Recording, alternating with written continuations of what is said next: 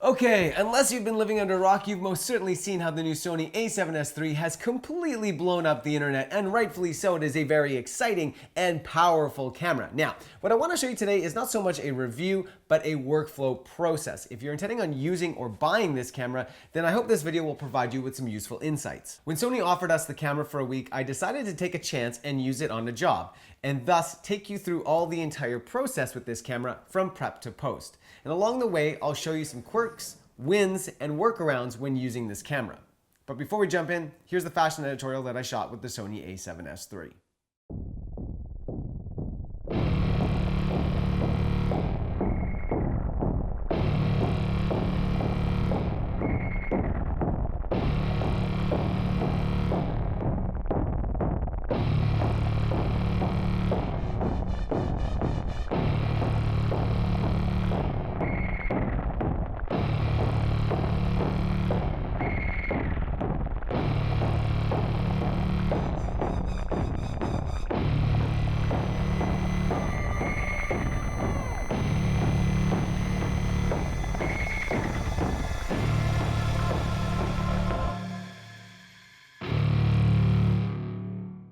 Like most commercial shoots, you're going to break them up into thirds. Pre-production, which includes camera tests, production on the day, and then into post. So let's start with pre-production.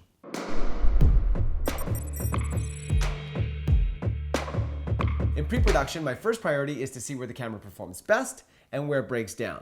I'm looking for the cleanest signal and the best gamma curve. I took one day just to run through all the profiles and the ISOs. Two observations came from this. One is, as our friend Gerald and Dunn has discovered in his review video, in S-Log3 there is a signal change at 16,000 ISO. Now my own tests weren't quite as clean as Gerald's, whereas we do see more noise and lower resolving power at 16,000 against 640 ISO, which is the base for S-Log3. But the quality is still excellent, so much so that I felt confident shooting at 16,000. This comes very handy when shooting 4K at 120 frames per second because you do lose 5 stops of light over 24 frames per second. Keep in mind that 640 and 16,000 ISO are for S-Log3. Other picture profiles will have gain pegged to different ISO numbers, as is the case with every other Sony camera. The second test is about picture profiles. Based on past experience, I knew that I was either going to shoot in a Cine Gamma or in S-Log3 now that the camera finally shoots 10-bit 422. The first observation was that S-Log3 looks fantastic on this camera. As with other cameras, S-Log3 really requires some overexposure. Exposing to a light meter, the footage is nearly a stop too dark and will introduce considerable noise if you need to raise the levels. Thus, ensure that your mid-gray is never lower than about 41%. And for best results, what I try to do is get the waveform as bright as possible without clipping my highlights, so about 1 or 2 stops over. I also tested under and overexposure. In S-Log3, 1 stop under at base ISO was salvageable, but 2 stops under was a complete wash. As I mentioned, with S-Log3, always over, never under. The inverse can be true when using Cine Gammas. These profiles will give you a cleaner signal and a gamma curve that will leave you with some wiggle room in post.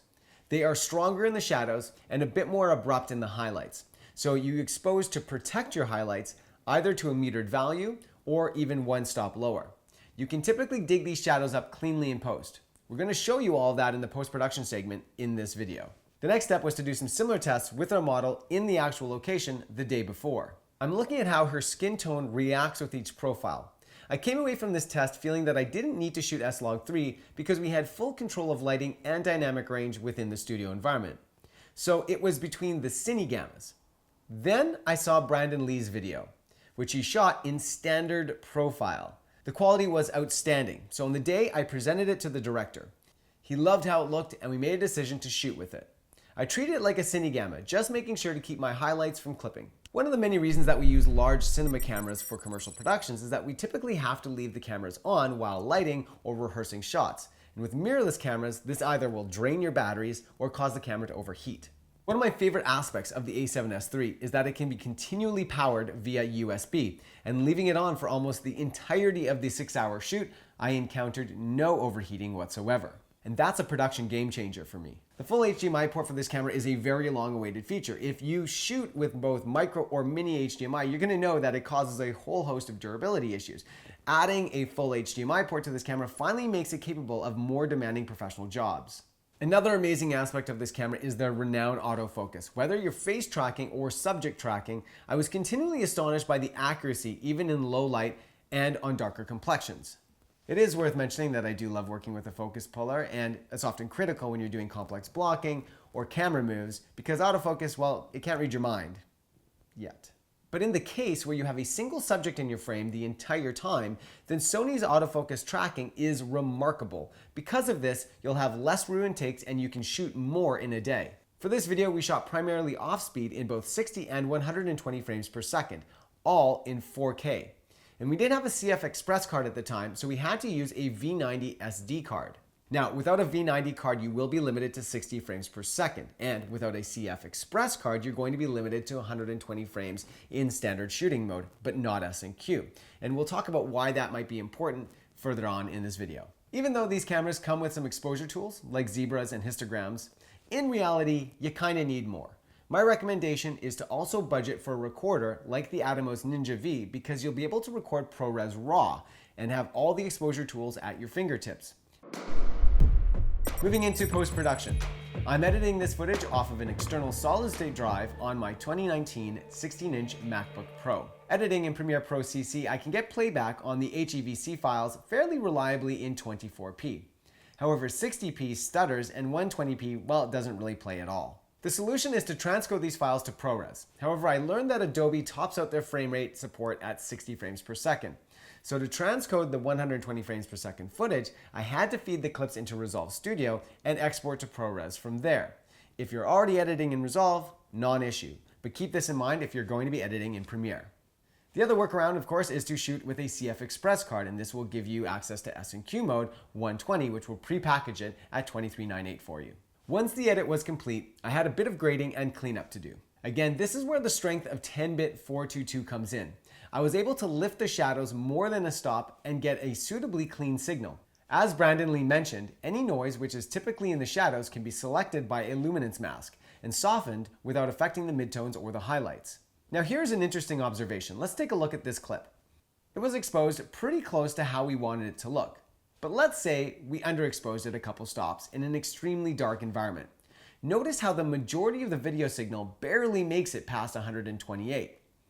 If we try to bring it up, we're going to be introducing some chroma noise. Applying noise reduction and then adding a bit of sharpening back in, we get a surprisingly usable video. There is a very slight perceivable resolution loss, but it's more than good enough for doing semi-pro or corporate work. You can even add some film simulation in, like Film Convert, that will add some grain back in. I think it looks quite nice. Let's take one more look.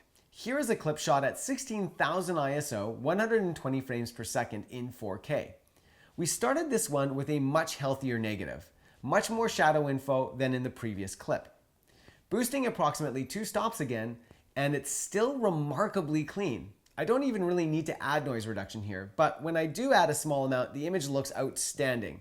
This is 16,000 ISO with a gamma raised by 2 stops in one of the camera's most contrasty profiles. What I hope you can take away from this are 2 things. Number 1 is, and this applies to all cameras, which is get to know your camera. Test all the profiles in a very similar physical setting to the one that you're going to be shooting in and know what the camera is and isn't capable of. And number 2, this is specific to Sony. There is a temptation with this camera to want to shoot in S-Log3, and rightfully so with the new 10-bit 422 signal. S-Log3 looks fantastic on this camera. But don't get tricked into thinking S-Log3 is a catch-all. This camera is incredibly powerful in its standard and its cine gamma profiles. And additionally, it's going to save you a whack of time and frustration in post. I know I said that this wasn't a review, but I do feel compelled to say that this is probably not just the best Sony mirrorless camera I've ever shot video on, but the best mirrorless camera, period, that I've ever shot video on. Sony has solved all their critiques. This is an incredibly reliable camera, great color science, super strong codec, and a beautifully redesigned body and menu system. So a big thank you to Sony for lending us this camera for a week. Really appreciate you guys watching. As always, please subscribe to our channel for more videos like this. And until next time, peace. I'm out of here.